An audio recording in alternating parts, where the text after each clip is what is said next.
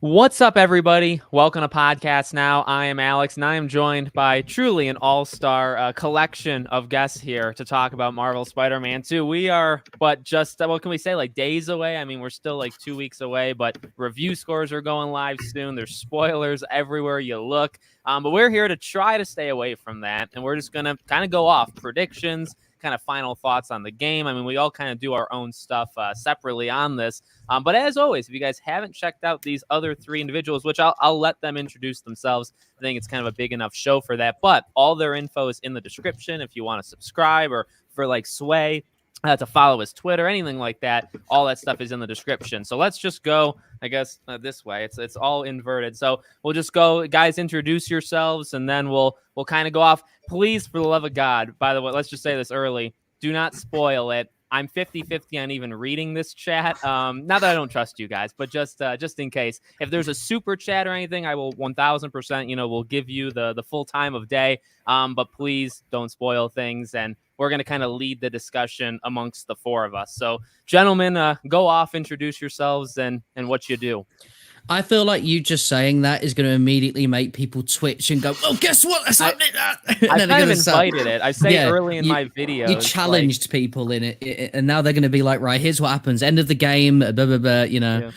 Anyway, hello everyone. It's Slight Stardust here. Welcome to this podcast stream thingy-majig. I do Marvel Spider-Man 2 stuff. Can you believe it? And a bunch of Marvel comic shorts and all that. A bit of laughs, a bit of banter and all that. And that's pretty much it. You might recognize me from Joseph Whitty's reaction streams, and that's it.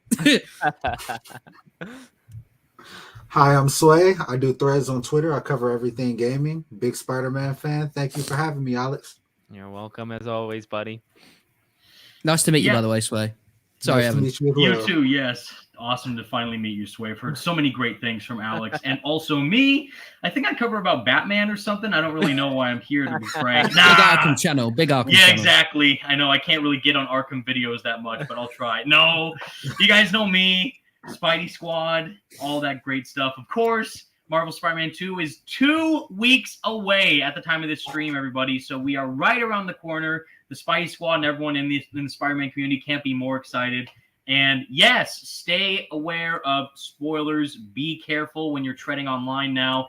I, in fact, almost got spoiled by the game's ending when I shared my recent 101 video on Twitter. I saw a comment that seemed to say a couple bad things that I just immediately blocked and muted that individual. So it's getting serious out there, but we've waited over 2 years for this moment, and I think we can wait 2 more weeks until this game drops. But again, thank you, Alex, for having me, but also every single one of these amazing people here to join you in this conversation for this super exciting game. Of course. Well, you guys are an all-star group. I'm dead serious on that. I think we all do our own stuff and do it pretty well. And the invitation went out. A few others, I got resounding yeses, for people that wanted to be here. It's just scheduling and stuff. So, maybe once this game comes out, like a post-launch, spoiler discussion kind of thing, we can have an even bigger, I guess, roundtable. So we are looking at that. But honestly, thank all three of you. I don't think I actually said that yet. Thanks to all three of you for being here. I truly appreciate it. And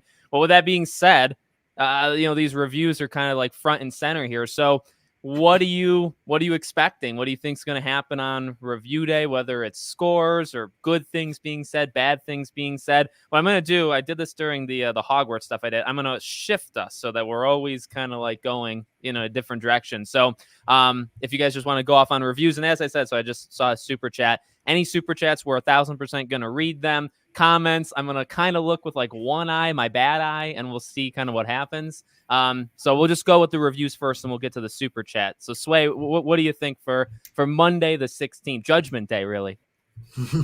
I'm thinking that it's going to be positive, honestly. I think it's going to be very, very positive. I can't see, just from how good the first game was, and it seems from everything that we've seen, they've only enhanced and improved and made things so much more smoother. The only way I see anything coming negative out of this game is if the narrative somehow fails in the end. And I just don't see that happening because Insomniac are absolute goats. So I'm seeing positives across the board. Here we go. Evan, what do you think? I think that's a pretty darn fair guess to make, Sway. Yeah, like, I mean, I've said this so many times, like, I'm a diehard gamer, but the reason why I love these games so much is because of their stories, because of the characters of Spider-Man, Peter Parker, and Miles Morales, but also what a game can do for the wider and broader narrative of these characters that a movie or a show can't. So because of that, since we already know it's going to be around the same length as the first game, that's a pretty lengthy narrative to dive into with all these characters that are now being introduced within the story, like Harry, as well as, of course, the symbiote being a big factor and what that can mean for Peter and his relationships with everyone else around him, and seeing the continuation of other character stories like the Wraith and hopefully the return of Black Cat, one of my personal favorites. So all these characters, which I know Alex did a video recently about, which was fantastic. But all these characters really speak to me as a Spider-Man fan, first and foremost, and seeing Insomniac's take on them really makes me even more invested in this game more than anything else. The gameplay itself is astounding after playing it myself during the preview event. That's a given.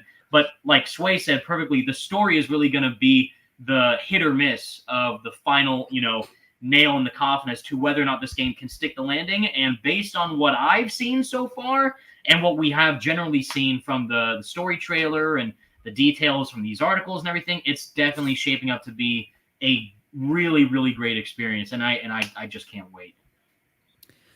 So I think the game is going to get a 2 out of 10. No, I'm joking. No, but in all seriousness, though, I think it's going to be a resounding positivity. I think that it would be, even if the game wasn't up to scratch, in my opinion. I just think the game is going to blow people away, even if it isn't like the next biggest, greatest Spider-Man game of all time, right? Because I think that Insomniac earn a lot of thumbs up from how well they did with the initial game and Miles Morales as well. That I think that, like, even if this game is more of the same, which is what my point was, I think they're just going to smash it anyway. I think that's going to be good enough for people, but I don't think it's going to just be more of the same. Obviously, I've watched a lot of the preview event coverers and they've explained that there's so much new stuff here being added onto it as well, that if you like Spider-Man 1, which I think the majority of people loved it, I think that you're going to love this game even more because it's an upgraded version of what we've seen in the past. So I think that if people like Spider-Man 1, this is going to get high review scores. I think it's going to smash it. My prediction would be it's probably going to be in the 91, 92 range on Metacritic. Which didn't Shinobi or something on Twitter, right, talk about it breaking that 90? That because that has Insomniac. I believe so. Yeah. Because doesn't the first game only have like a 88 or somewhere around there, and you probably go something back to like that. Yeah, the resistances of the war. I think that's where they really were kings, was back in the day. I saw potential when nobody bought that game. Thwipwis, first, thanks so much, buddy. Such a cool lineup with some really talented individuals. Can't believe we're 2 weeks away. Feels like yesterday we were 2 years away. That's right. Evan was saying that earlier, and it's incredible how fast time goes. And you look even to next year with some detective work seemingly like, let's just follow my train of thought. Do you guys think the DLC thing, like an Icky Island, like a big DLC, do you think that would be coming next year from what we've kind of heard about it? I'll switch the order. First off, I just want to say huge shout out to Thwip first, because he does awesome content on his own YouTube channel, which you should definitely follow and subscribe to. I watch all of his stuff, and he's the best. And he almost won one of the recent giveaways I was conducting online, because I saw your reply, Thwip, on the Twitter thread. And I'm sorry I didn't choose you. I just saw Ryan's post first before yours, but you were second in line, and you're awesome, buddy. So thank you for all the support, Spidey Squad for life. And with the DLC, we already know, I think everyone here, like what Tony Todd was saying with those leaks from, shout out to our boy, The Deeper Depths, for getting that scoop, because he's always getting scoops for these games. He indicated that Tony was working on a project in 2024. Yeah. What that is, we don't know, but it sounds like it's going to be for a video game. Whether it's for this video game is still unknown, but we don't have any official word yet from PlayStation, Insomniac, or Marvel as to whether or not the game will have DLC. unlike the first game where we did know already at this point that there was going to be 3 additional post-launch DLC chapters for the story for Marvel Spider-Man 2 Spider-Man PS4 that included suits, story missions, side missions, and new characters to fight and interact with. So for this, my pipe dream is that if they don't do that same structure for Marvel Spider-Man 2, I'm hoping just what Alex you said with the Iki Island-esque expansion. I hope they do, or like Horizon Forbidden Shores, pretty much, which was awesome. Or Burning Shores, Forbidden West Burning Shores, which was fantastic. So I want them to do something like that for Marvel Spider-Man 2. But if this isn't going to happen in the base game, do it in the DLC, playable Venom. Playable Venom expansion. Do all that. Go full-on playable Venom. And maybe expand the map as well with Queens and Brooklyn. Then you could also add the Bronx. You could explore that area within the city if they want to expand the map further. That way, we won't have to wait for a standalone Venom game like what we got with Miles Morales in his own game. We could just simply get a mere expansion showing Venom potentially being playable in the game in some extent. But that's a pipe dream, but we'll see. I think the reason that we haven't seen anything about DLC yet is very similar to what Evan said, where I think that like we're going to be getting playable Venom in some sort of DLC expansion or anything like that. And I think that, you know, obviously they're holding off on wanting to show that because you can't really market a playable Venom DLC without saying Venom's playable in the DLC, or, you know, maybe sort of hinting at what happens at the end of the game or something like that, right? Because you know, if the Venom's smack dab there on DLC, it's like, oh, well, we you know, there's nothing, you know, we know what happens to him at the end of the game, right? It just goes off in the sunset and we then get to play as him or whatever. So I totally get that. I think it's really interesting, though, how it's going to work. Like, is it going to be, like you said, the Tsushima style, like, expansion sort of a few months out? Is it going to be literally the game's launched, give it a week? Okay, enough people have played it. Here's what we're going to do for DLC. It's pretty, I'm not sure. I mean, again, if you want to do playable Venom, it's very difficult because you do have to, in my opinion, you have to make it a little bit gruesome, a little, not Wolverine, not to that point, but you know, you got to eat people, right? I want to see some people get devoured. Okay. And those 2 Spider-Men will not allow that, right? So realistically, you kind of have to dump Venom in his own area, in his own little playground. I think so anyway, unless you want to make it, you know, the Spider-Men are just like, no, stop that every time he picks up one enemy, you know? So I think that that's the only thing that's holding me off thinking that is that they might want to dump Venom somewhere else, maybe like San Francisco, right? And they could just use a bunch of the buildings or make their own city so that it doesn't have to look like San Francisco and they could just reuse a lot of assets, which is fine. And then dump Venom there, but I'm not sure. We'll have to see. I think DLC wise, it's all going to depend on how far they want to go with Venom as well. Do you want to have like more of a PG-13 Venom, or do you want to go all the way? And like the game's rating, I think holds that back already. But if you say introduce a Carnage in DLC, I could easily see them, because how many people would he really have to? You can kind of play with a lot of different things there. He doesn't really have to cross a line because he's basically facing another symbiote. So he can do gruesome stuff to it because he's not really going to affect it all too much. So I think they got a lot of things that they could play with him in DLC, but I definitely think that that would be the way to take it. And if you did introduce a Carnage or another villain like that, they probably wouldn't want to give that away in the game itself unless like it's like at the very end leading into DLC. But I definitely think we do see it. There we go. Yeah, I'm with you. I think DLC for sure is, and I think that makes Sony's 2024 a bit stronger because it kind of doesn't have too much Death Stranding 2, Stellar Blade, but it's not really there. So I think, or Wolverine, but we don't know if that's still coming out in fall of 2024. So I think a big DLC like a year later makes a lot of sense for Spider-Man. I think that's how it's going to go.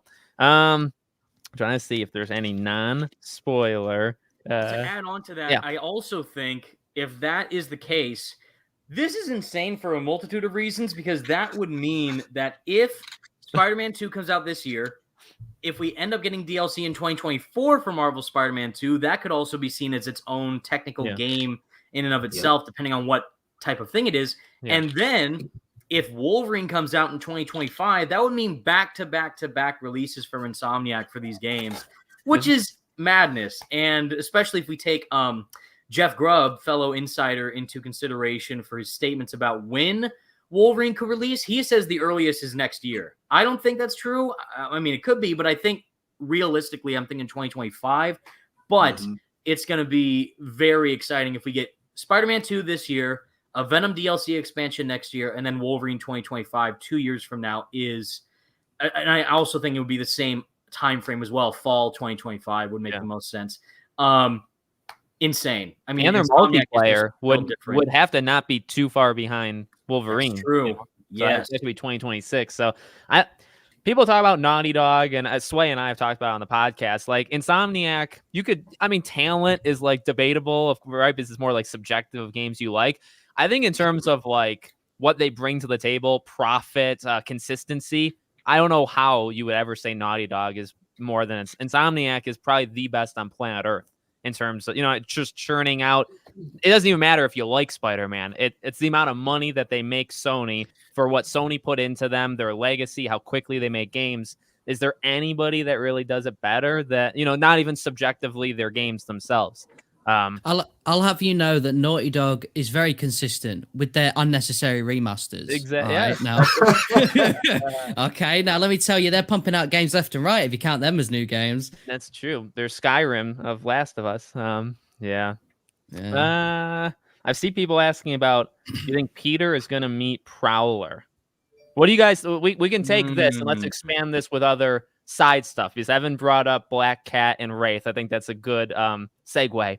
So here, let me swap this.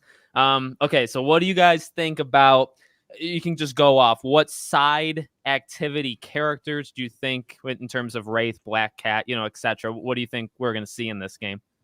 So I think that what's going to happen is we're going to have two individual kind of pathways for Peter and Miles. So like Miles maybe, trying to rekindle his friendship, well, not friendship, like his bond with Uncle Aaron, Prowler, because we saw some logos on the maps and stuff. Yeah. So we know he's out on good behavior. He must have done something right. That was a short 2 years.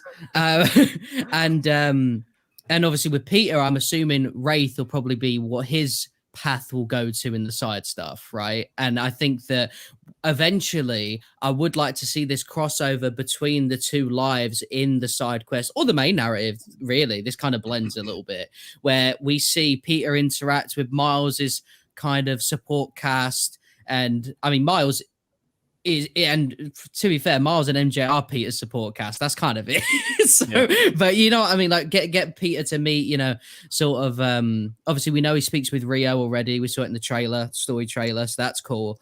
And little things like that. Obviously we know Brooklyn Vision's going to play, a part in this with Miles kind of, learning how to grow up essentially whilst being under really weird circumstances.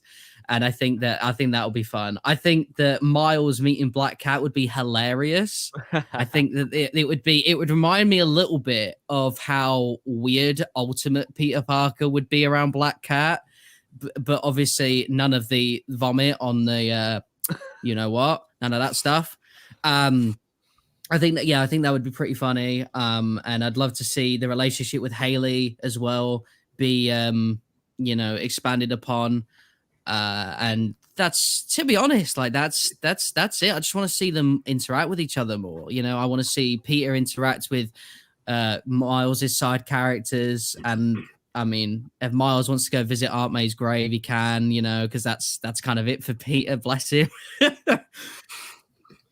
So I actually, those are great points you just made, Stardust, because I actually discussed this in my recent one-on-one video where it's like, it'd be not only great to have Peter and Miles interact with their own supporting cast and like vice versa, have Miles interact with Peter's group, have Peter interact with Miles's group, but then also have those same groups interact with each other. So what does Genki hanging out with Harry look like? What does MJ hanging out with Haley look like, or Rio, or something like that? So that would also make the narrative much more detailed, but also make the cast a lot more lively and stand out far more than what we've seen in the previous games, which really would bring Marvel's world into a much more realistic way to make it feel like all these characters are sharing authentic screen time amongst each other, but also what those connections mean if one of them might be injured or get hurt during the narrative and what happens to them throughout the campaign, which would be very interesting.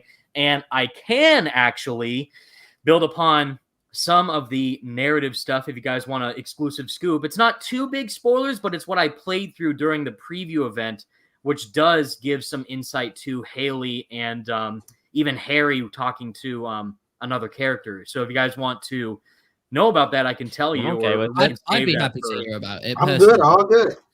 Okay, Alex, what do you think? It's your show. You're good. Drop the scoop.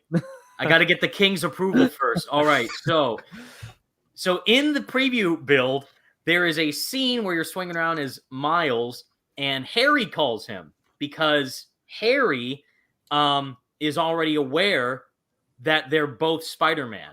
So Peter and Miles, he knows that both of them are Spider-Man, and he's talking to Miles on the phone, saying like, hey, is there anything that you need help with? Because Peter just kind of went on his own with the black suit, and he's just kind of acting weird. But if you need any help, I can be your guy. He's like, oh, I actually have my friend Genki help him out with that too. He's like, oh, all right. So he's trying to feel helpful where, Norman and Peter are kind of telling him to like, you're sick. We don't want you to get any worse. So just hang back and let us figure it out. So that's a big thing, and it's super cool to hear them interact with each other in that way. And then the other one is the demo that we saw, the PlayStation Showcase demo. The scene where Peter is on that car after he gets out with the black suit, and he's like, lizards across the river. I'm not going to make it in time. And then it says press square to switch to Miles. In reality, that scene has been switched to where instead of pressing a button to switch to Miles, it cuts to Miles and Haley walking in Central Park. And they're talking to each other, and he's talking about like some of her artwork, and then he gets a text from Peter saying like, oh, I need your help, like go to the fish market and all that, and he's like, oh, I gotta go, boss is calling pretty much. So he's like, oh, but your artwork's great, and then he just goes and switches into Spider-Man, and you go and do the same mission that we saw, which is awesome. And there's a couple more changes here and there throughout that entire demo and the final build, but God, I mean, the character interactions with all of them is so genuine, but also so meaningful to each of these characters' personal lives outside of the suit, which is why I've never agreed to the notion where it doesn't matter if you care about the face or not. You're going to be playing as them in the suits, 95% of the game. It's like, that's not true. And the reason why I care about these characters is because of who they are outside of their costumes. So it's really going to be awesome to see Miles and Haley's relationship grow and blossom into something more, hopefully, and also Harry interacting with the other cast members like MJ and Miles and everyone else, and see where that leads. So it's awesome, and I love what they're doing so far. Man, that's so rude of Peter then to immediately be so rude to Miles as well. Like, I haven't got time for this move. It's like, bro, you just stopped me from talking to a girl. Like, like I've just been on this nice little walk and you're immediately rude to me. That's crazy. It's awesome stuff. What do you think? And I can easily see it building on both the Spider-Man's friendship, to be honest. Because now because both circles are combined together, they're both going to work even harder to make sure the others' lives stay intact because they care about each other that much. So I can see it making every story with every character more complex, even when they have to go to the prison to visit the villains and stuff like that. If they go together, technically they will interact with technically all of them almost at that point. Not to mention that they might have to, I could easily see scenes in there where they have to swap opponents because their opponents know them just like they know them. So they're going to throw them off by switching. So I can easily, it makes for great chemistry and dynamics between all of the characters in there. It's just going to, it's like a pot, you know what I'm saying? Like you mix all the ingredients together, you get everything. So I'm very much looking forward to that. Each character, I think you're going to have a lot of different characters interact with each other. I like that. I like that theory of swapping. According to Jeff Grubb, Spider-Man 2 will tease or reference Wolverine PS5. PS, I predict you press L1 and R1 to bring out the claws. There we go. Yeah, he did mention some, and I've seen this comment. It's probably good too. Just will Wolverine appear? Now, I think Sway and I have answered this, but if we've changed our mind, let's swap it. All right, Evan, what do you think? Is Wolverine going to be in it, and how would he be in it? I mean, my, nostalgia brain is just going off right now, and I'm sure everyone in the chat can guess this if you played older Spider-Man games. I'm simple. I just want the Wolverine rematch. I want Venom to fight Wolverine in a bar in the city, and then you can either play as Venom during that sequence like you did in Ultimate Spider-Man, or a tease of like Wolverine beating up Venom, and then he goes away or something awesome like that. Just would be perfection for my Ultimate Spider-Man nerdness. But man, I mean, if anything, I'm thinking of two things. So one is that instance I just described. The other one is what we've been kind of speculating for a while now, is that these games are connected.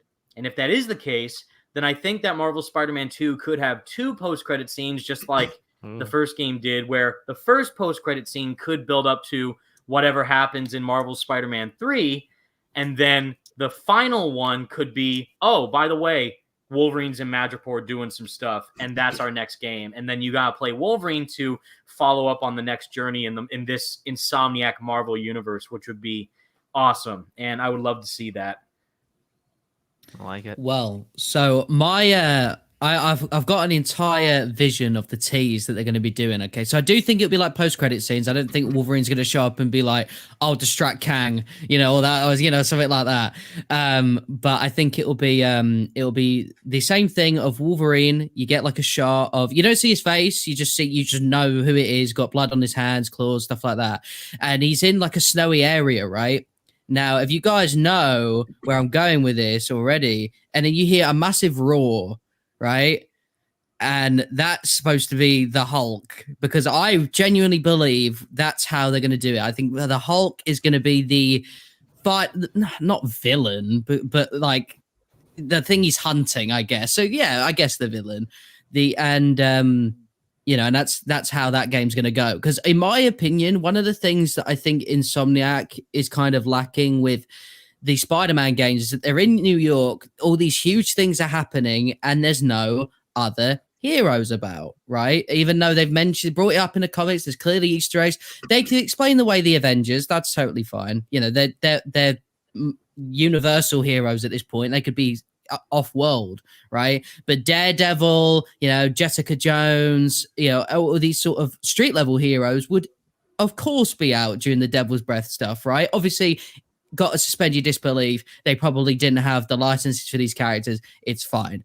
But I think that a good way to sort of answer that would be like, okay, so rather than doing these individual games for these individual characters, all right, so like next, okay, we could do Hulk. Let's have just a Hulk game. Put him in the Wolverine game. Have us fight the Hulk. Have it sort of, have that iconic kind of battle in that game, and that would be sweet. So if you can tease both in Spider-Man 2, I think that you've immediately sold it. My crossover was a little bit it's more boring here. I think mine's going to be in gameplay. I always envisioned this crossover because I think they're connected. Being in the scene, we know when Peter has the symbiote on him, he acts very, very rude, we'll say. And we'll find him in a situation where we know Wolverine has a great sense of smell. And it'll be a case of whether they're walking past each other or just so happen to be in the same place. And maybe he bumps into Wolverine and Wolverine tells him that he smells weird. He better watch it, bub. And, just kind of walks off and does his own thing. But, it'll be that moment where we're like, that's him. So I think that's how I always envisioned it. But I thought it was going to be a lot more subtle. To start, I'm hoping it's more like Evans. Stardust Point. Yeah, I was gonna say, make sure you guys check the private chat, you three, when you have the chance. Not that I don't know if I'm right or if a person's right, but just check that. Okay, let's go up. I wanted to ask about Venom. I don't know if somebody specifically asked. I mean, the age-old question, of course. Let me swap. Who? Now, 2 weeks out. Here's the thing. I mean, probably people already know this. So again, this is where spoilers become very, very scary. Please, for the love of God, again, don't spoil it. Watch on out. Monday, the reviews, like I'm sure it'll happen by the time the game comes out. Final predictions. Who do you guys think is the final form of Venom? This should have been the last question, but I'm going to ask it now. It's all right. We're getting the big ones out of the way first. I still think the Norman theory is kind of interesting, but I think at this point, especially like not only based on the story trailer, like clearly trying to put in your face, like, hey, Harry's Venom because of we're going to heal the world. We're going to heal the world, like the Venom voice. So they're clearly trying to do that parallel, but also that's classic Ultimate Spider-Man stuff from the comics. Like Peter and Eddie are best friends and they reconnect after some time apart. Eddie kind of feels burned and scorned by Peter for not telling him that he was Spider-Man and taking the suit out from under him. So then he gets enraged and he gets the suit on and all that crazy stuff happens. So with this, it's like they're clearly, oh my God, Peter's sick. Harry's sick, but Peter's going to make sure that he's okay. And they reconnect as best friends again. They start up the Emily May Foundation. They're working on it together. Something happens. Peter gets the black suit somehow. I still have no idea how that happens, that's the most exciting thing for me. How in the world does he get that in the first place? And then what is going to push Harry over the edge to make him feel like Peter burned me or he wronged me? Because that's what I got to ask in person to Brian Intihar and Bill Roseman at Comic-Con in July in San Diego, which was awesome. And they're like, there's a lot more emotional depth there when it comes to the symbiote and the host of Venom together, not only for a physical connection, but also something emotionally that bonds them together and makes them do what they do. So I love that. And again, I view Venom as Spider-Man's true one and only arch nemesis. Sorry, Doc Ock fans and Green Goblin fans. I'm speaking facts. No, I'm kidding. But that's just my own personal viewpoint. But I love what Venom represents for Spider-Man and seeing how Bill Roseman specifically said, like, Venom's not trying to rule the world. He's not trying to rob banks. He just wants to kill Spider-Man. So he is out for vengeance, whatever the host is feeling towards Spider-Man. But I'm personally also thinking Peter and Miles, because he should know, whoever's inside the symbiote, who Spider-Man is, to really get you that emotional sense of dread and despair. Like, oh, crap, Venom knows who Spider-Man is. Therefore, he knows who else Spider-Man cares about that he can go after and injure. So that's really scary stuff. But depending on who it is, it could go either way. Like the Rio Morales theory from the comics, maybe she could die from Venom's interactions or something. And even like Venom in the comics has always gone after MJ. Eddie Brock specifically always tries to mess with MJ. So even though who or what's going to be in that thing, I think Harry is likely going to be the big boy at the very end. It could be Norman. I don't like the Kraven the Hunter theory at all. I've seen that theory. I'm not a fan of that one at all. The Peter theory was cool for a minute, and then all of a sudden the CGI trailer and the concept art and the statue said otherwise. So it doesn't look like it's going to be Peter. So right now I'm saying either Norman or Harry. I think though Harry is my go-to. There we go.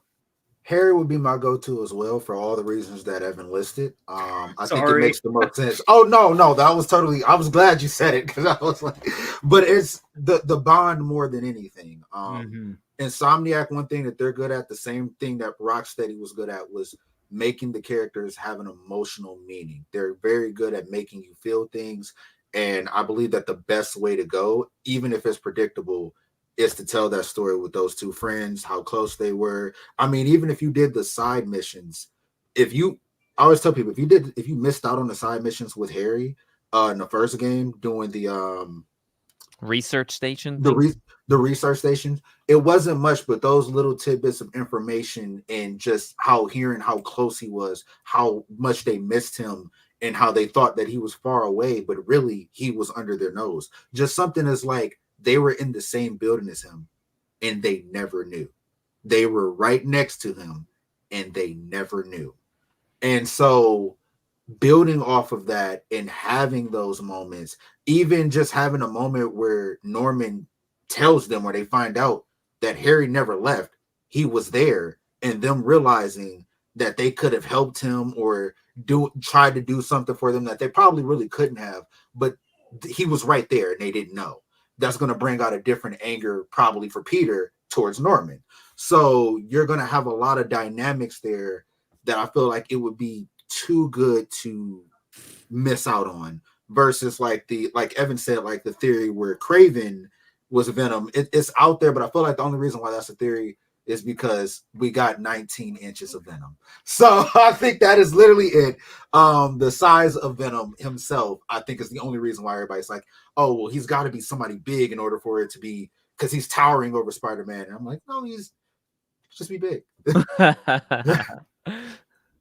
I was gonna say, I don't think there's anyone who's naturally like 16 feet or however tall Venom is, unless you're like you've already got superpowers, you know what I'm saying? So I kind of get that, but I think that the Harry stuff just, it works, man. Like he's, in from what we've seen, he's a weak, frail little guy because of his illness and stuff like that, and the anger, whatever happens throughout the game to build up to this Venom moment, the anger itself gives him this like larger than life sort of Venom look, because it's the complete opposite to who Harry is portrayed as, from what we've seen anyway in the game, right? So it's literally complete opposite. And if you notice in the CGI trailer, again, I know we can't get a lot out of that, but there might be something there, is that Venom seems very much like, Miles, get out the way, all right, I'm focusing on this one, Peter, okay? And I think the pure reason for that is it's got to obviously be a Harry, in my opinion, because I think that if it's like a Norman, yeah, obviously there's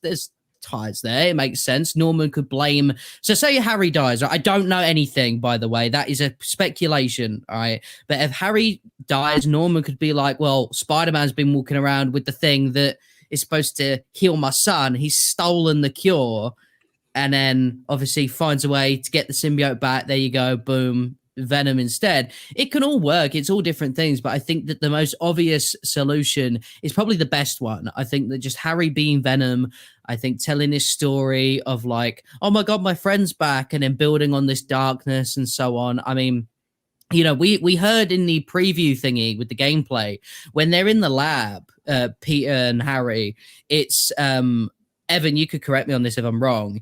Is it for Harry's disease, or is it for like everyone's disease, or is it for Connor's? Like, what specific thing are they doing in the lab, or do we not know?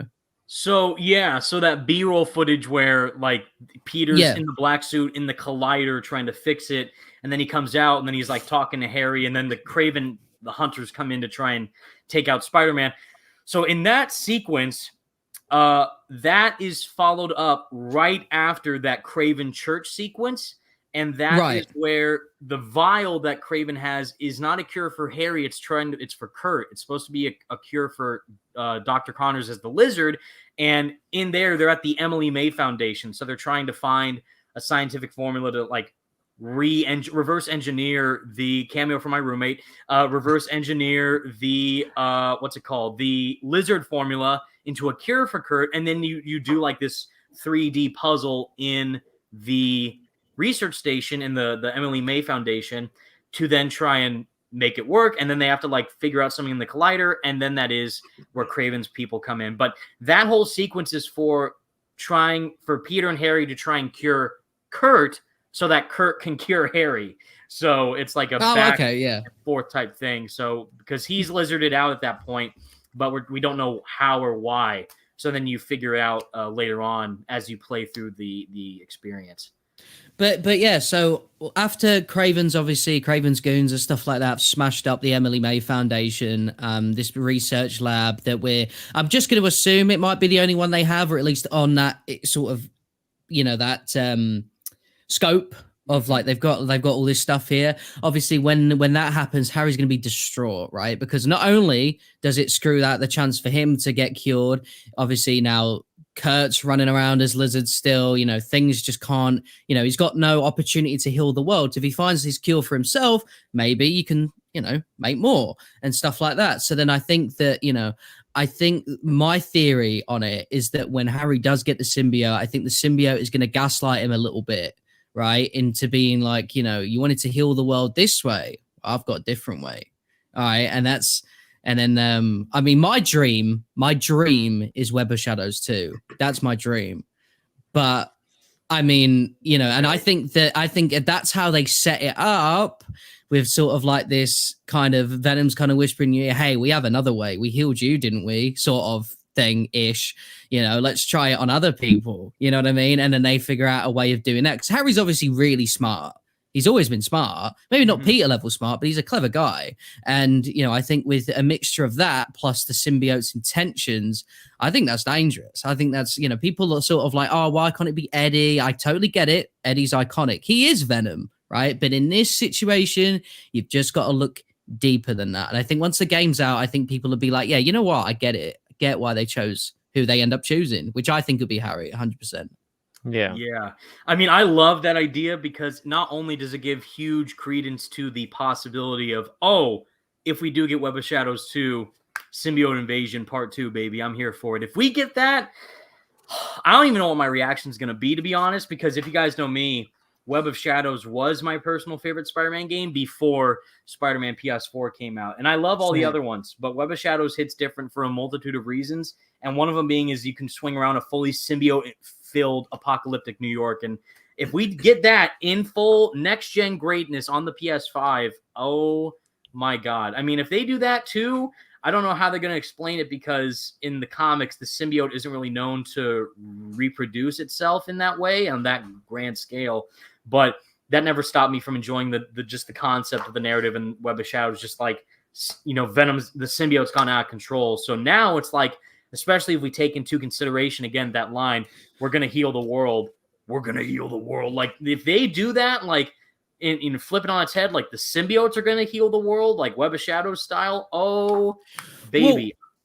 Well, so when I was, again, listening to the preview stuff, you might have even mentioned it yourself, when Peter's looking at all the like symbiote research, right? It goes past the comet and it's got the swirl on it. Now, I don't think Null's going to appear or anything. That'd be craziness. But I'm wondering if the reason that the symbiote acted weird to it is because there's still some left in there, left in the comet. Maybe. Interesting. And it could be. I don't know either, but that's a great theory. You guys are just going off. You're predicting the third game at this We're giving point. me all the scoops, Alex.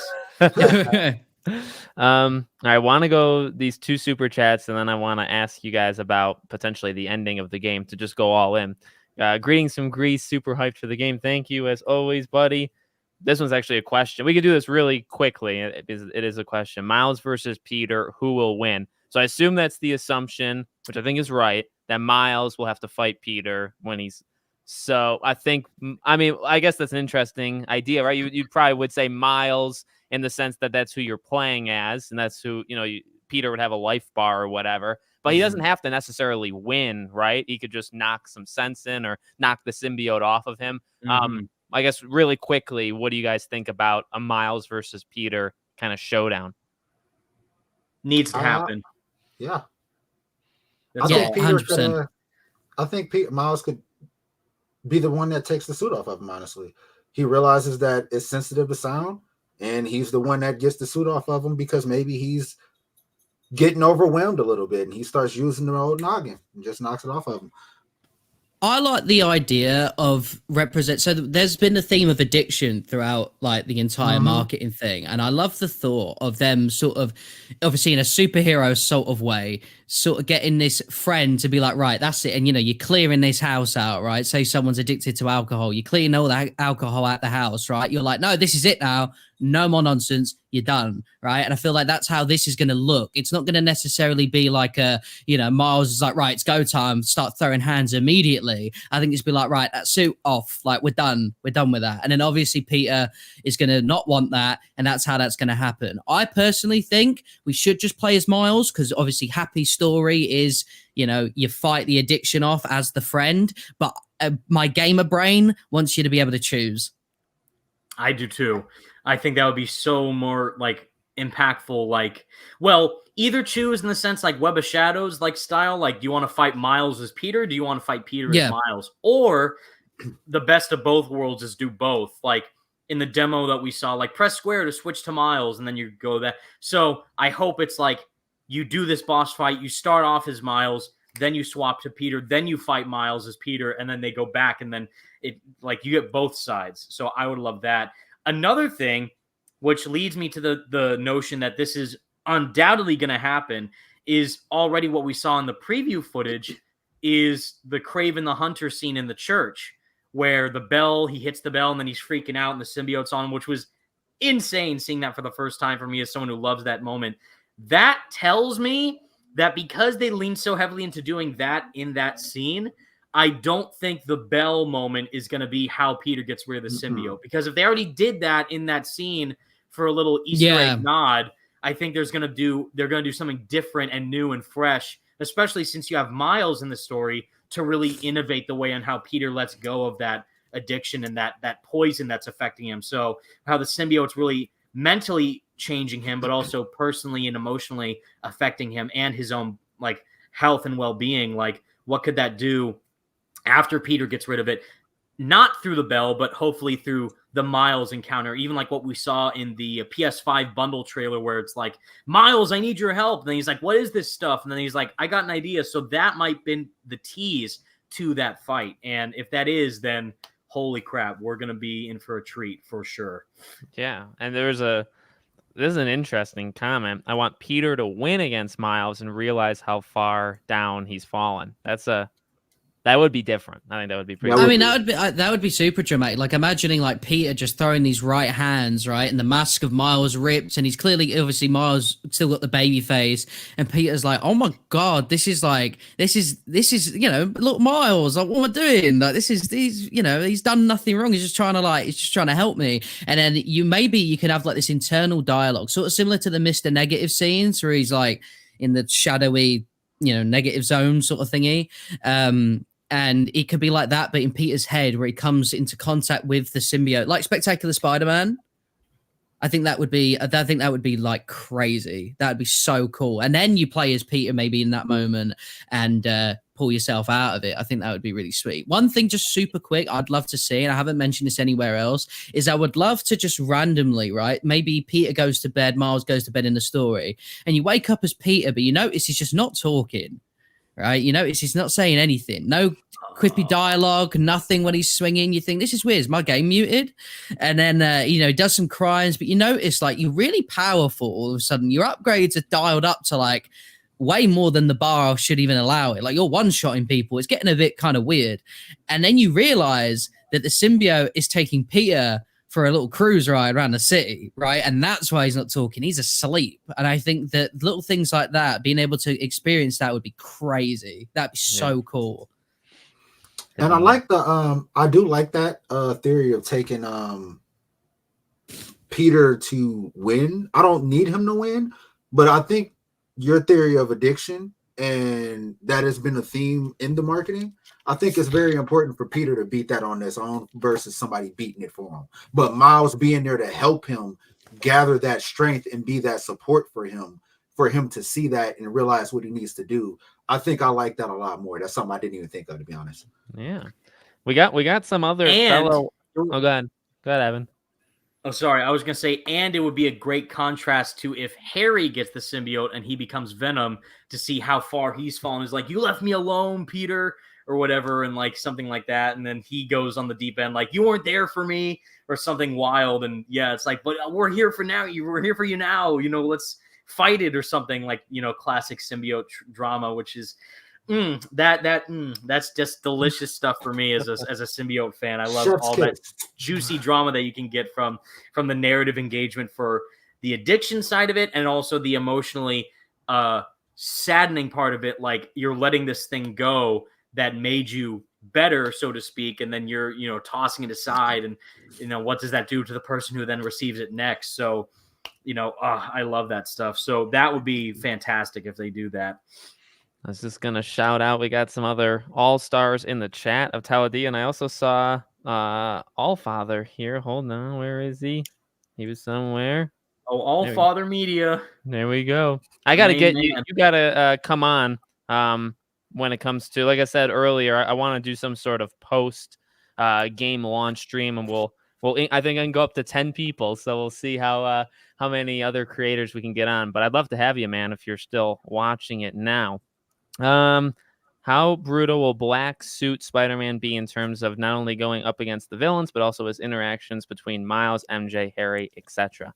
We just kind of talked about that actually a little bit, but anything you want to say in terms of who do you well, I guess like Evan had brought up in terms of we don't know, when he's getting it. How long do you guys think, like percentage wise, let's say in the game, do you think he'll have the suit? And then I do wonder, like, this is probably not the direction Josh wanted me to go with it, but I'm going to go anyway.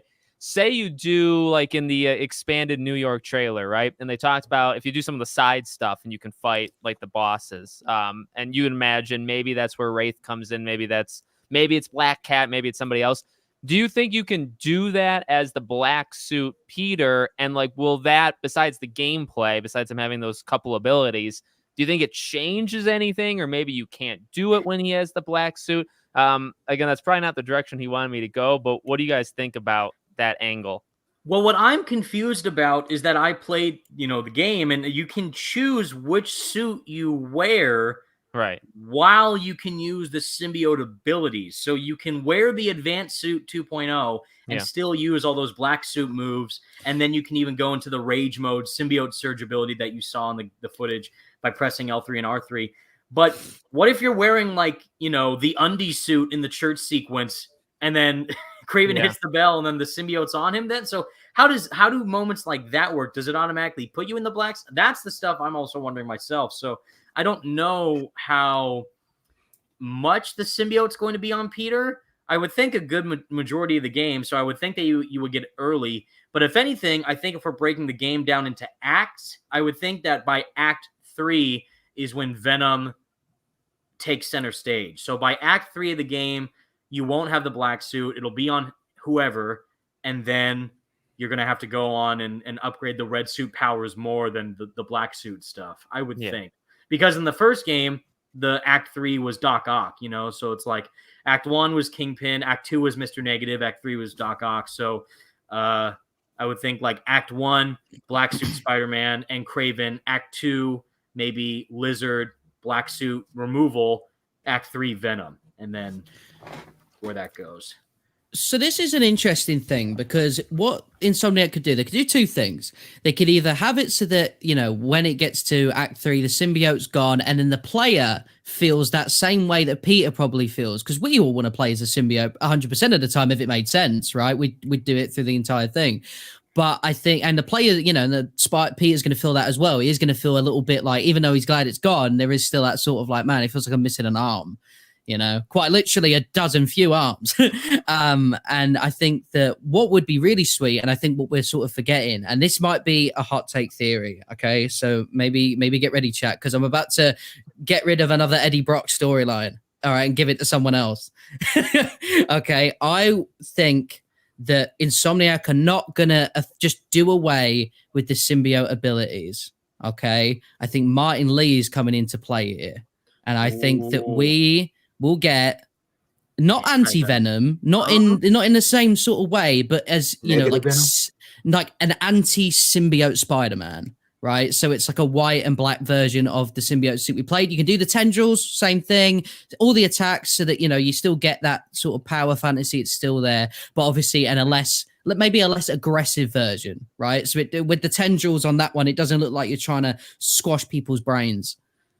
Well, even in the trailer, like that's a very anti-Venom line, right? Like we're going to heal the world. Exactly, so yeah. How does that work into the context of you bring Martin Lee back in the story? The symbiote's clearly right there. What else could happen other than anti-Venom being born? Or you get like some type of like narrative arc where similar to how Eddie Brock gets cancer and then he becomes anti-Venom. So Harry's already dying. Not by cancer, but he is dying. So it's like, what if they kind of blend and splice those together? That would be very cool. I could also see a situation where they work it into like kind of progression. So like I wouldn't say you get the suit rather late in the game, but you get it much closer to the middle. That way the player feels like they've played the majority of the game with the suit. And I think that it would be an interesting, like from a player standpoint, if in the very mission you lost the suit is the very mission, like you got to fight Venom. So now you literally, like, those powers were just ripped away from you. All of those abilities ripped right away from you. And you got to go right back into how you were playing at the very beginning of the game. There is no time for you to like get used to it in between that. It's just like right out the gate. I think that would just be from a play perspective, an instant twist that the player might even, it presents a new challenge. I will say this, and Alex, I think you should read that that amazing donation that you see in the chat there. But the one thing I'll say about that is that I got to play with both the like red suit Iron Spider arm powers and the black suit powers, and using those Iron Spider legs might be one of the most fun things in the entire game. Like, I love the symbiote stuff, but Nice. I was the last person you would think of that would ever say that, because I'm not a fan of seeing those Iron Spider legs on the advanced suit at all. Me neither. Where's my boy? Do I have him? He's literally behind here somewhere. Literally right behind me. My boy. Perfection. I don't need Iron Spider legs on this suit. He's already perfect as is. But you can use those things in the game, and it's like the most fun thing you can do. Like, you slingshot yourself in that tornado hit, and then the L1 circle move, which hasn't been revealed for the legs, because in the gameplay it's that big symbiote burst explosion that he does. For the red suit, it's he uses the Iron Spider arms. They come out, webs come out of the arms, and then electricity flows through them, and it shocks the enemy. So that's sick. So those arms are going to, even if you get rid of the symbiote on Peter, my point is those arms are going to come in real handy to help out. So it's going to be dope to see how you can upgrade them and how they start off versus what the final form of them are going to be when you finish leveling up Peter. So those are going to come in handy. Yeah. So from Vector Wolf, thank you so much, buddy. And let's answer his question here. I've got a question for y'all. When do you guys think they will ship the collector's edition for the game? Because I'm hoping it arrives before the 20th for the preload, or should I buy it again digital? There's nobody that knows about getting expensive things when they already have 10 of them more than Sway. So I think Sway needs to answer this first. I'm gonna go off of, we got it from PlayStation Direct, obviously. They charged, I want to say like 5-ish days before the controller, before we got the controller. One thing I will say about PlayStation Direct is that they are very good at shipping your item the day that it comes out. So really, I think from my experience personally, like, I got my controller the very day that it was supposed to release. Nice. And same thing with like The Last of Us, everything that I've ever gotten from the Direct store, even though I hate it with a passion. I've gotten it the day of, and that's the only thing I can say about them. Sometimes your packages will be a little bit dinged up, a little, like, from them. There has been, like, obviously The Last of Us debacle where the packages were sticking to the actual product itself. So the quality of that shipment is sketchy, but you will get it 9 times out of 10 the day it comes out. So I think that you shouldn't worry about it too much. You're gonna see it ship late, but it should get there day one. This is actually a great question, because this is also my first time ordering anything from the PlayStation Direct website. I mean, I got the controller and the PS5 bundle at my local GameStop, as it should have been for the first PS5 in 2020, but I digress. That's just the butthurt Sony fan in me, just being so mad how they botched that whole release for that console. But I have the literal PS5 Spider-Man 2 box right next to me underneath my my bed. But I got that at my GameStop, and then I ordered the controller as well as for my GameStop. But the collector's edition, yeah, it's a PS Direct exclusive if you live in America. Everywhere else, for some reason, you can buy it at your local GameStop or something, which makes zero sense. But for us Americans, it's so it's awesome to hear Sway your perspective on that. So I'm hoping that, yeah, by the time the 20th rolls around, you finalize your payment automatically, I would think, or maybe manually, and then you can receive it on the same day of launch. You'll receive an email too before they charge you, letting you know, like, hey, in the next coming days, we're going to charge for that. And get ready for those 19 inches, because yes, get ready. Your wallet's not going to be able to handle it. That's all that matters. I knew there'd be I don't know where I'm going to put it. Sway has got to be the go-to guy that I've, not even a mutual, just anybody I've ever seen on Twitter. Sway has got to be the one to know the answer to that. What do you got? Is it just So who got what? Like what? Sway, did you get everything? I tried to get everything. I have the controller. I have the collector's edition. I wanted the plates. I could not get the plates. I had the plates in my cart, but then it was the Fire Nation attack, and I couldn't get them. So I could not track them down. I didn't want to buy the console outright because I already have a PlayStation 5. It might get to that point because I don't want to pay a scalper, and there are retailers that do have it still. But yeah, the place is the only thing that I'm looking forward to. I'm hoping that on the 20th they release some extra stock and I can get those plates. Oh my God. I think you already know the answer for me, Alex. I mean,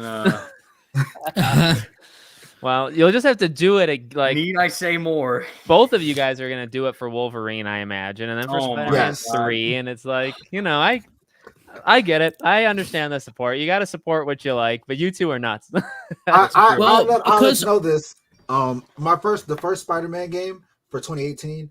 I never forget. I worked at GameStop at the time too, and I had got everything you could get. There was the collector's box.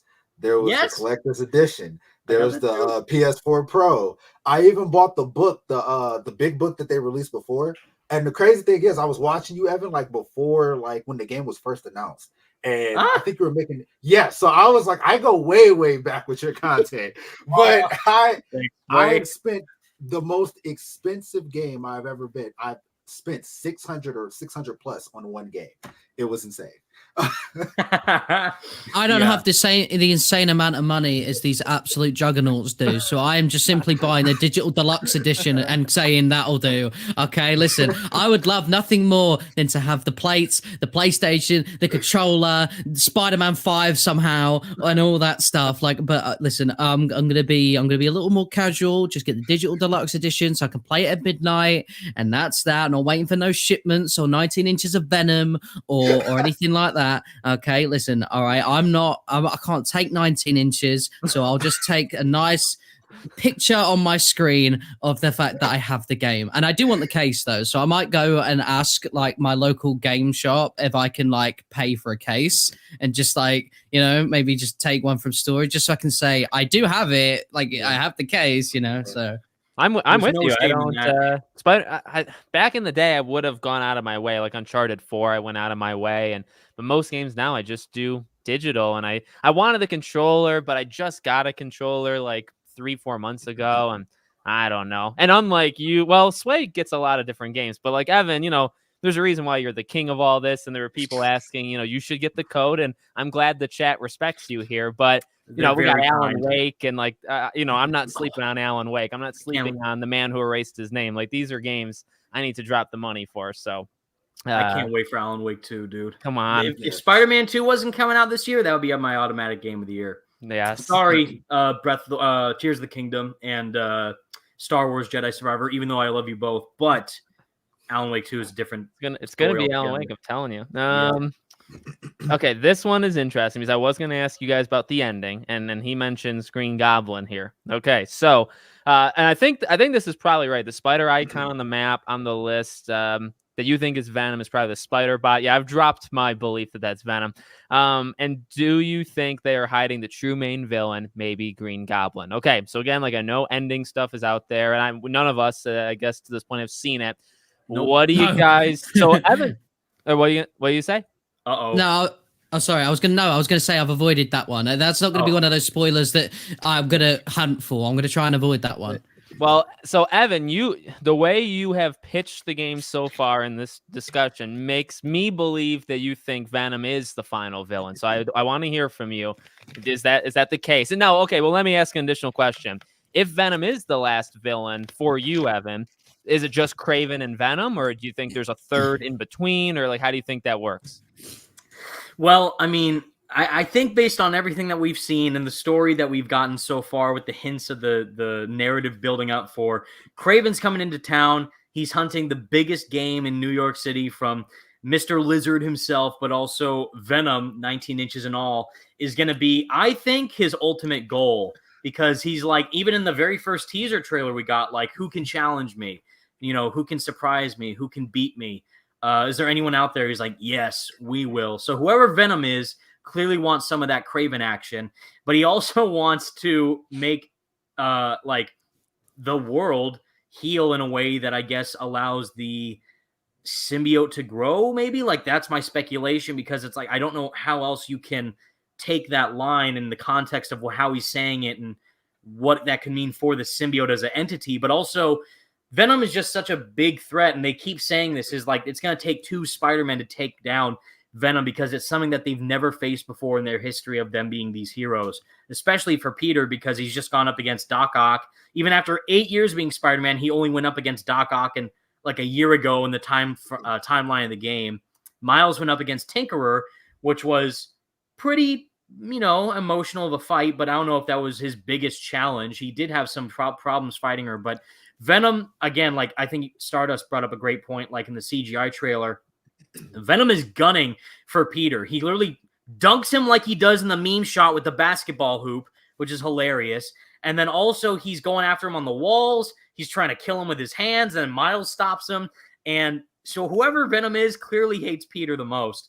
But I think tying all that into a cohesive narrative with Kraven, the Lizard, Venom, and then these side characters with Mysterio, the Wraith, Black Cat, maybe the return of Tombstone. And what I'm hoping for, my biggest hope, is that if you can explore Queens and Brooklyn and the Emily May Foundation and Coney Island, I also hope that there might be some instance where we can visit the Raft and check up on Doc Ock and see how he's doing as Peter, and see how emotionally devastated Peter might be. Like, if he's a potato now, like Superior Spider-Man style, where his body is shut down completely, but his mind's still working, and what that means. However, since we saw the Superior Spider-Man suit in the overview trailer, that tells me that they're not going to do the Superior Spider-Man storyline in these games, but we could get like a tease to it or something if Peter visits him in the Raft. It's like, hey, Otto, there's this symbiote thing going over, like, my best friend or whoever Venom is.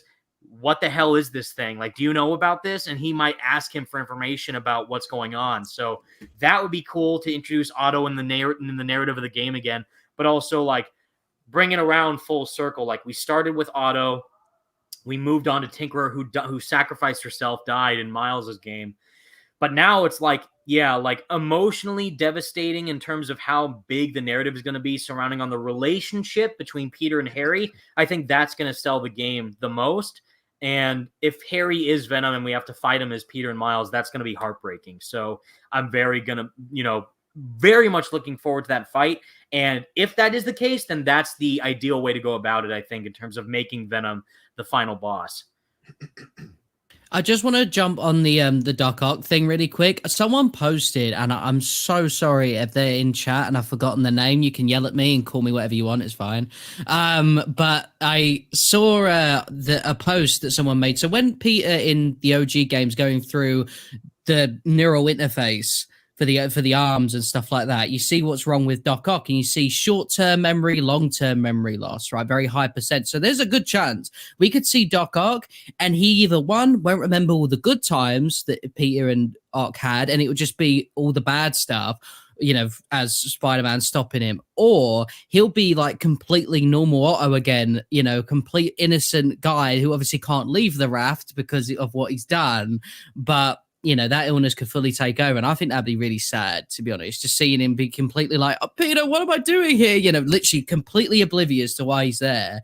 And I think that would be really heartbreaking, because Peter would get to see like his mentor again, the same guy that he grew up with, and he's back, right? Because the Doc Ock stuff's been sort of wiped out from his memory. Or it's vice versa, or it's just there's no good. It's just, you did this to me, I hate you, like you ruined my life, sort of thing. I think that would be really emotional and really sad if we got that to would see hurt something me like the that. most, especially if they bring back William Salyers, who played him. I think is phenomenal as Otto, and he's in that state like all old and dementia, because he does a really almost, great where am I? sort of high pitched like Peter, that voice he did. It was really great, and I think that'd be something that would actually, I think that would make me cry, to be honest. I'm already tearing up thinking about it, dude. That's great stuff. But when it comes to who I think, the final villain's going to be, I think it will be Harry Venom. I think, unfortunately, this is just my take. We've got to get a reason for Norman to be Green Goblin, right? And if Harry lives, I just don't understand how that's going to happen, in my opinion.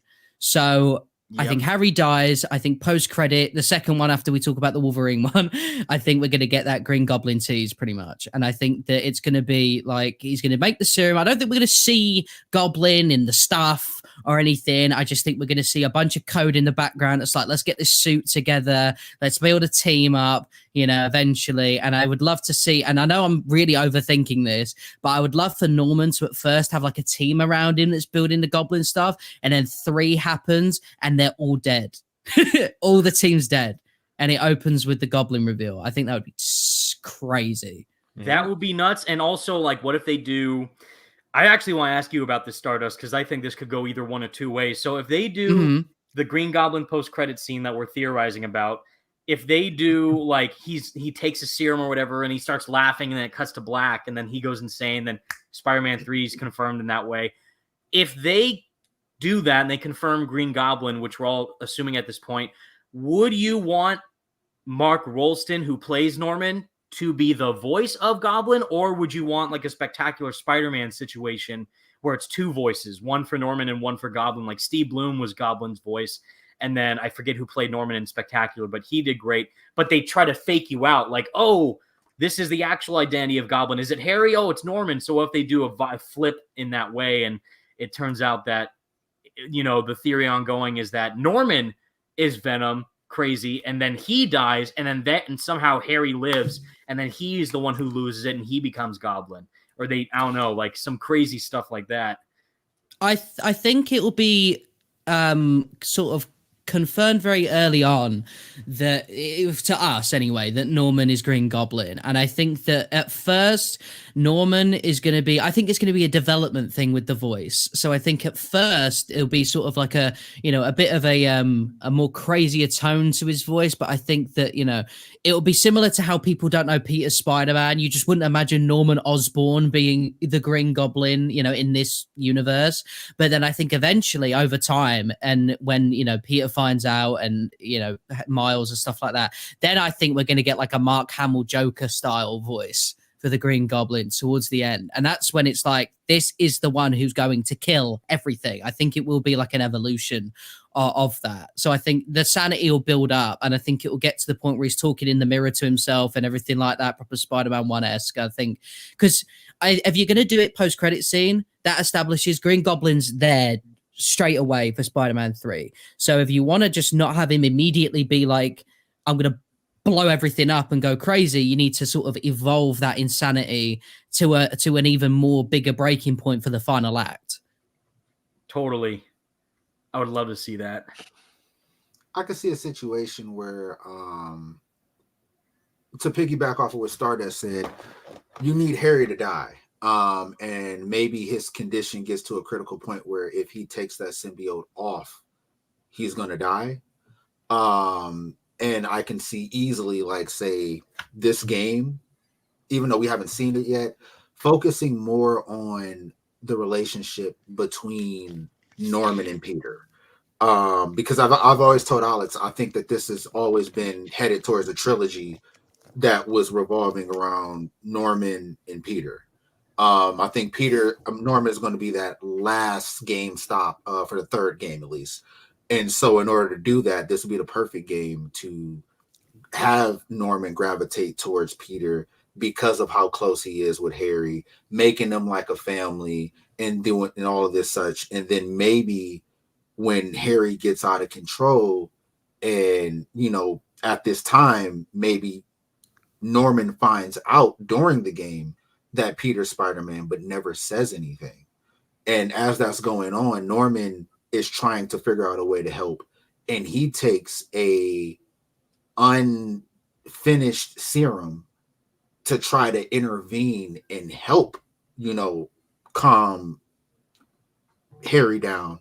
And when he can't, and Peter and Miles gets that suit off of him, and Harry dies at the end, he's gonna look at Peter like, I thought you were family. We did everything for you. We took you in. He trusted you.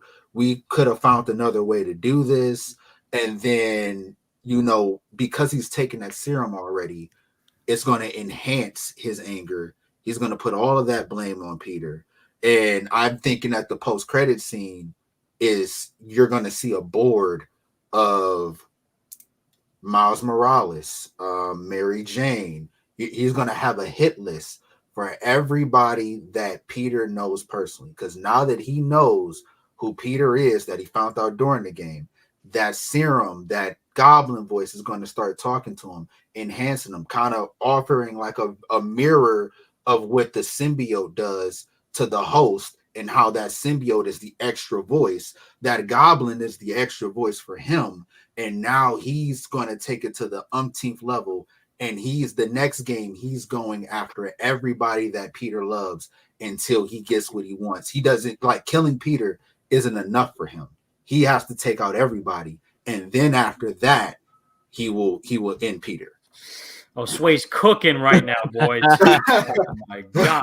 I 100% do believe, by the way, that Spider-Man 3 Green Goblin will kill Peter Parker. I think it's going to be really. I think it's going to be a ultimate Spider-Man-esque sort of situation where they kill each other, not like on purpose, but the fight's so gruesome that they both just collapse and die. And I think that will leave Miles to be the Insomniac Spider-Man, because I know that every time people sort of see Miles, are like, well, Peter's gonna die, but I think that this is a very natural progression for the end of it. I think that will make the trilogy be like, whoa, that was crazy. And then you can have Miles show up in the other Insomniac Marvel games or his own series. That would be fantastic. And I also just realized something that could also happen for Spider-Man 2, which I think would perfectly lead into Spider-Man 3. So we already knew all the way back in 2021 that Bill Roseman specifically compared this game to The Empire Strikes Back in terms of it being bigger, darker, and bolder, and 19 inches thicker than the first game. So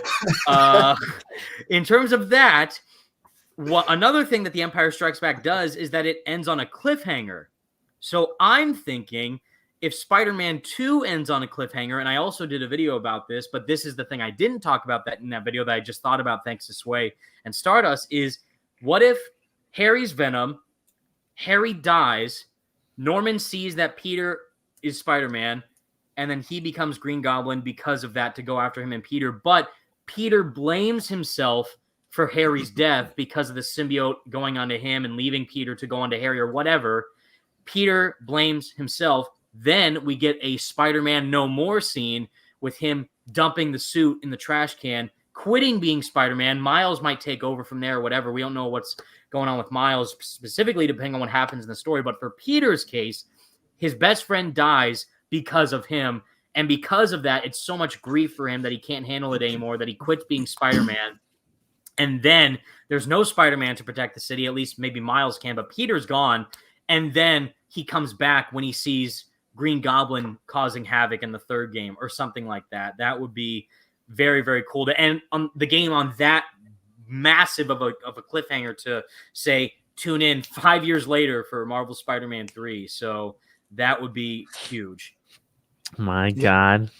I thought they were always going to, for the third game. I don't think they are going to kill Peter. I think they're going to go a different direction. But it's more like the Spider-Man No More situation that you had. I think that in the third game, he's going to, hey, Miles, you can handle this. I'm giving the city to you. I got some things that I want to take care of. I want to be happy with Mary Jane. I want to, do other things that I had planned in life, and the city is safe with you. Because Peter is already an older Spider-Man right now. So it's not even really a reason to kill him off. In every game that you have, you can actually have Miles go to Peter and just say, like, hey, what should I do? What would you do? What would have him take on more of a mentor role versus, killing him. I just think that would be it would be impactful for sure. But also, like, think of how you could use Peter going forward as that, like, mentor, or having him exist in, living his life. And you can show where he is in life, even though he's not the playable Spider-Man anymore. You guys are predicting a game that is 5 years out, and I love it. These 5 years will fly, to be honest with you. I mean, it could be even shorter considering how fast Insomniac is. All right, what I want to do, we're going to wrap it up. I'm going to switch the order. I just want you guys to kind of give your final if there's any last second questions that are like super big, I suppose I can read it. Super chats, if there's any, I'd read them too. But while you guys are in the chat, I should say, while you guys in the chat or whatever you want to say at the end, you three, final thoughts. Game's 2 weeks out. A couple of people had mentioned that what Evan had said, 2 years. Now it's just 2 weeks. How you feeling? And like I said, I think this has been awesome, by the way, not to jump the gun. We definitely have to do this again once we beat the game, because I think that would be pretty cool. But final thoughts, gentlemen, go ahead. I think honestly, just having this panel here, just see it. Like I always love being with Alex. I'm with Evan right now. I literally was watching this guy when the game first got announced. It is crazy how like how long I bring people together. So it's what I do. Yeah, and I appreciate you for it. And makes my excitement just go through the roof that much more. Spider-Man has been a very pivotal character for me, just like throughout life. I know I've mentioned this to Alex, but most kids, they got read bedtime stories as a kid. I got read comic books as a kid. So this has been like a life thing to me, and it's combining my two things: comic books, video games. So just having this, like Evan said, 2 years, we only got 2 weeks now, and the excitement is built. I'm ready to get my 19 inches. I'm ready to just explore the story. I cannot wait. And it's been a pleasure being on here with all of you, Alex, Evan, Stardust. I couldn't be more happier. Thank you guys. Appreciate you, Sway. Love to meet you. Love you, Sway. Thank you. What do you guys think? Oh, sorry, Evan, you can go. Sorry. Yeah, sorry. Sorry, I didn't know if you wanted to go or not. Me, I always say this, is that the Spidey Squad isn't just me and the other content creators out there. It's all you guys. It's all the Spider-Man fans out there who love this character as much as we do, sharing that passion with everyone, just getting excited, not just for the game, which is awesome, but what the character of Spider-Man, both Peter, Miles, and whoever else may wear the mask, means to us on a personal level, and spreading that joy and excitement across all these different social media platforms and getting that fan base together just to spread the love and joy that we all share for the character, but also amongst each other, is truly what matters most to me as a Spider-Man fan, but also just as someone who deeply, deeply loves this character, and seeing what they can do for every single person out there is amazing. And these games, sincerely, like just like Sway, I'm a diehard gamer and a diehard comic fan, and seeing that these games blend those passions together perfectly is a dream come true for me. I've always believed that the medium of gaming is the future of entertainment as we know it today. I love all the Spider-Man movies, but the games, just every single one of those games, from the early PS1 Neversoft games to Ultimate Spider-Man to Web of Shadows to all the movie tie-in games to Shattered Dimensions to now, all these games mean the world to me, and how massive they've come nowadays with the technology and the advancements that the developers have made with really integrating these characters and these stories in a new way that we haven't seen before is phenomenal. And again, 2 years to now 2 weeks, it's been the journey of a lifetime, sincerely, for me, being able to interact with all you amazing people in the stream, but also from Alex to Sway to Stardust to every other content creator I've met along the way has been sincerely a dream come true for me. And I can't thank you all enough for going on this journey with me and being a part of this entire experience. It's been a blast. Man, I'm just going to struggle to top that, but let's give it a go. So, when it comes to Spider-Man, just in general, I think that one of the things that I never really had in my life, in my real life, is that I've never had someone to go over to and say, "Yo, this Spider-Man thing's coming out. This is crazy. You seen this?" Like, I've never really been able to do that. Even though he's always been my favorite character. Like, as soon as I went out of my Thomas the Tank Engine phase as a kid, I immediately was like Spider-Man. Like, it looks really cool, and this is a character that has resonated with me in such a personal level for such a long time, not even just because of what the character represents, but where it's been in my life. So, I don't mind sharing this. When my nan wasn't very well, she would stay with us, and I would want to stay up. And at 9 p.m. every night was the old animated series. Right. So I would be like, yo, and I'd be watching that like crazy. And even though my nan would look across from me thinking, what is this idiot watching? Like I'd be obsessed with it. You know, that was where I first saw the majority of Marvel characters: War Machine, Iron Man, Captain America, you know, the Secret Wars, Fantastic Four, everyone. I was like, who are these characters? And I dived in, you know, Marvel Universe, and then grew from there. And, you know, the games as well, Ultimate Spider-Man. I'd come home from school and my mum would be doing my comic tokens for me, because I'd be like, yo, mother, what you doing? You know, trying to get the black suit for me and stuff like that.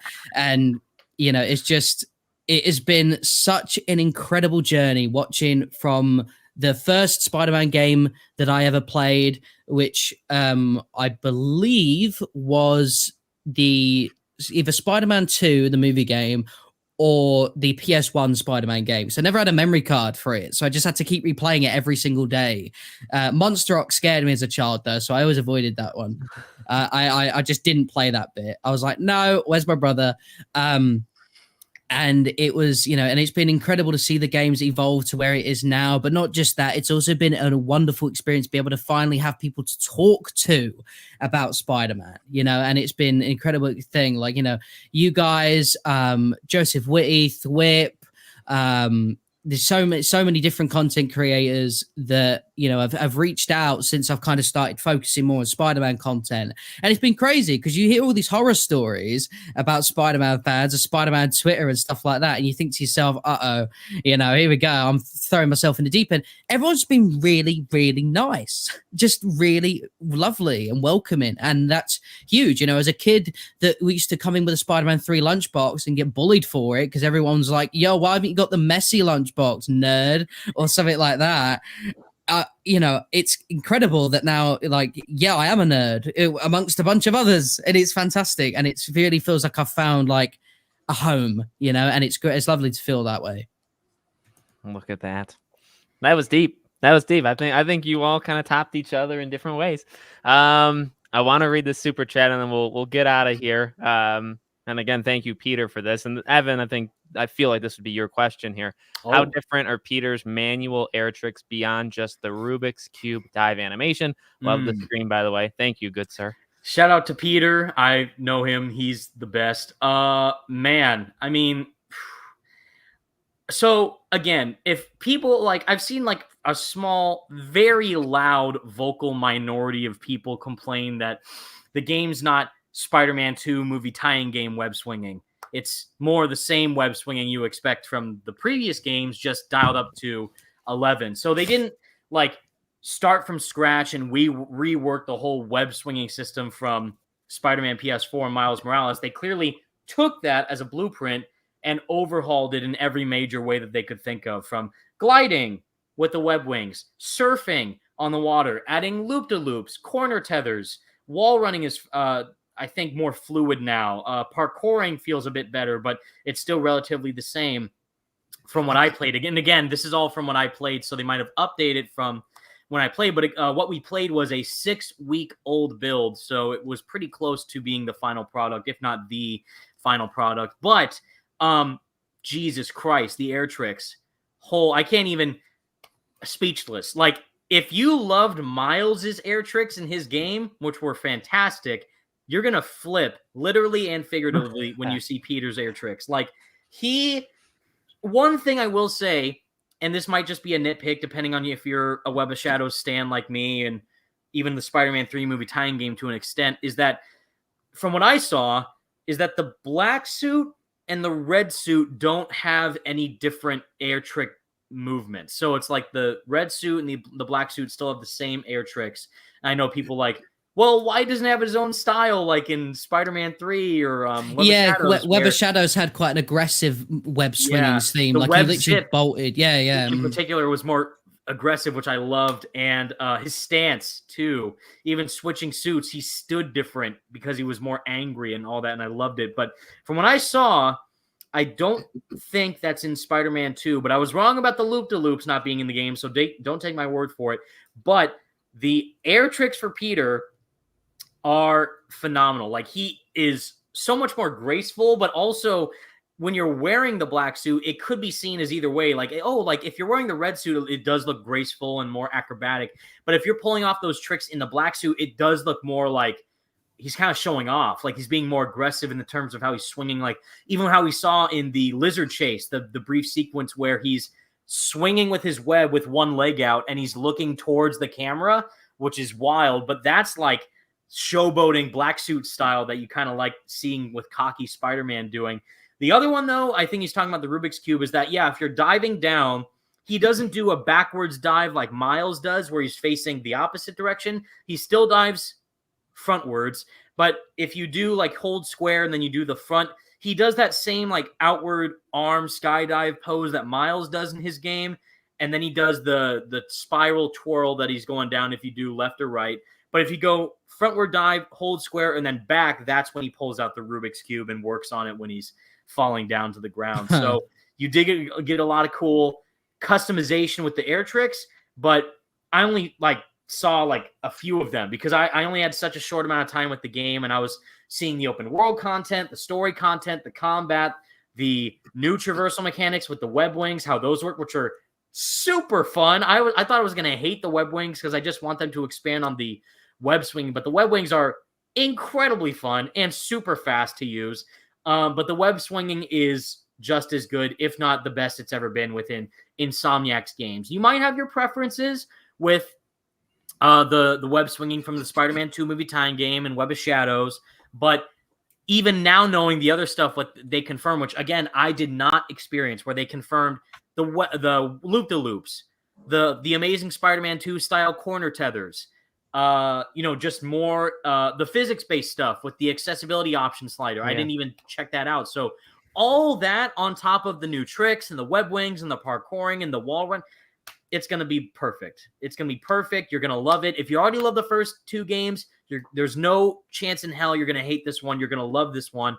But just experiment, customize, experiment, test out all the tricks, see what works best. But based on Miles's movements, man, you haven't seen anything with Peter's air tricks. Like all that overview trailer stuff and the B-roll footage did not show a single air trick manually manually controllable air trick for Peter at all. And when you see those, you're going to flip out. It's amazing.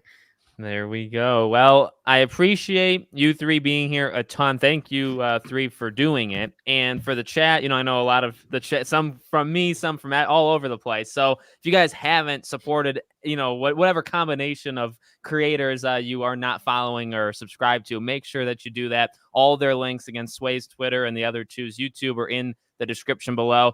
As I keep saying, I definitely want to come back to this. We'll try to get another, I guess, All-Star and Avengers level cast, let's say, when it comes to after the game. So you can look forward to that. And again, thank you three for being here. We're 2 weeks away. I'm sure we'll all have coverage in our own way. It's going to be a blast. And that's pretty much it. All right. Thank you, chat, and all the viewers watching now afterwards for being here. And we'll see you all on the next one. Shout out, chat.